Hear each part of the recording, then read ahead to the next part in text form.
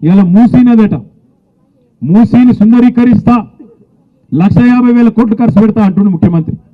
ముఖ్యమంత్రికి ఒక ఆడపిల్ల లగ్గమైతే తులం బంగారం ఇచ్చేందుకు పైసలు లేవట, మీకు కోడలి పిల్లలకి ఇస్తాన్న పైసలు నెలకు 2,500 లేవట, ముసలోళ్ళకు పెన్షన్ పెంచుతందుకు పైసలు లేవట, రైతులకు రైతు బంధు ఖాతాలో ఇచ్చేందుకు పైసలు లేవట, రుణమాఫీ చేసేందుకు పైసలు లేవట, వీటికి పైసలు లేవట. వీటికి మాత్రం పేదోళ్ళకి ఇచ్చే కాడికి మాత్రం పైసలు లేవు. కానీ 1,50,000 కోట్లు మాత్రం మూసిలో మాత్రం పోస్తున్నట. ఏమిటికి ఎరికేనా? ఇప్పుడు రైతు బంధు ఇచ్చిండు అనుకో, మీరు ఏమైనా కమిషన్ ఇస్తారా? ఆయనకి ఇయ్యరు కదా. పోనీ మీరు పెన్షన్ ఇచ్చిండు అనుకో, మీకు కమిషన్ ఇస్తారా? మీరు ఏమైనా ముఖ్యమంత్రికి ఇయ్యరు.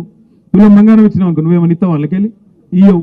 అదే మూసిలో 1,50,000 కోట్లు వచ్చింది అనుకో, ఒక 25,000-30,000 కోట్లు మంచిగా దొబ్బాలే, ఢిల్లీకి మూటలు పంపాలి. ఒక గందుకు ఇలా మూసి పథకం పెట్టింది.